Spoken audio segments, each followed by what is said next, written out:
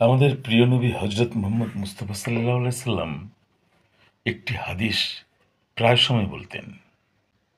এমনও প্রমাণ পাওয়া যায় তিনি এই হাদিসটি ৭ বার বর্ণনা করেছেন বিভিন্ন সময় সাহাবীদের মাঝে। এমনও রেওয়ায়েত আছে যে তিনি এই হাদিসটি ৭ বার বর্ণনা করেছেন বিভিন্ন সময় সাহাবীদের কাছে। মুসা আলাইহিস সালামের বংশে একজন লোক ছিল যার নাম ছিল কিফিল। সে প্রচুর ধন সম্পদের মালিক ছিলেন, অনেক ধনী ছিলেন, অনেক সম্পদ ছিল তার। কিন্তু তার দ্বারা এমন কোনো গুনার কাজ ছিল না যে হয়নি। প্রতিদিন রাতে তার ঘরে একটি করে নারী আসত। ন্যায্য মহারানা দিয়ে তিনি নারীদেরকে ঘরে আনতেন। প্রতিদিন নতুন নতুন নারী তার ঘরে আসত। তো একদিন এক নারী আসলেন তার ঘরে। কিফিল ঘরে গেলেন এবং দেখলেন মেয়েটি কাঁদছে। তখন জিজ্ঞেস করলেন, তুমি কাঁদছো কেন? আমি তো তোমাকে উপযুক্ত মহারণা দিয়েই এনেছি। আমি তো তোমার সাথে কোনো রকমে শক্তি প্রয়োগ করিনি। তোমাকে জোর করে তো আর আমি আনিনি। তখন মেয়েটি বলল, আমি বাজারে মেয়ে নই। ক্ষুধা আমাকে আপনার কাছে নিয়ে এসেছে। এই ক্ষুধার যন্ত্রণায় আজ আমি এখানে দাঁড়িয়ে আছি।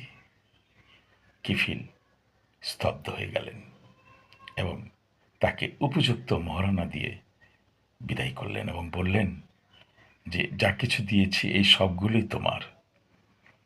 তুমি আমার বোন, বোনের মর্যাদা নিয়েই তুমি ফিরে যাও এবং আমার জন্য দোয়া করো। আমি তো জীবনে কোনোদিন ভালো কাজ করিনি। মেয়েটি চলে গেল, কিন্তু কিফিল জানত না তার জীবনে কি ঘটতে যাচ্ছে।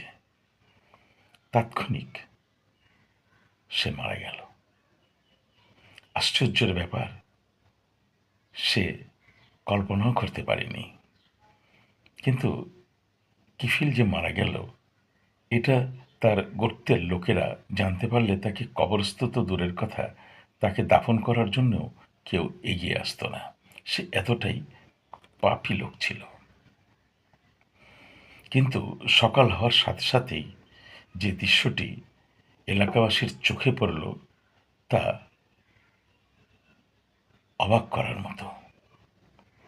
তার দরজার সামনে লেখা ছিল, আমি আল্লাহ কিফিলকে মাফ করে দিয়েছি। আমরা কি বুঝলাম?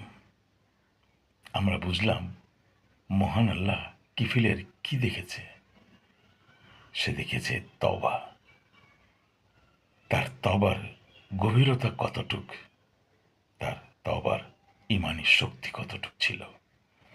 এই তওবার কারণেই কিফিলের মৃত্যু এবং এই তওবার কারণেই কিফিল আল্লাহর কাছ থেকে মাফ পেয়ে গেল।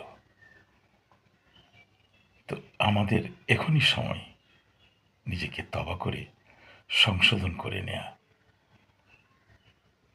আল্লাহর পথে ফিরে আসা, তওবা করে ওয়াদাবদ্ধ হয়ে আল্লাহর কাছে ফিরে আসা।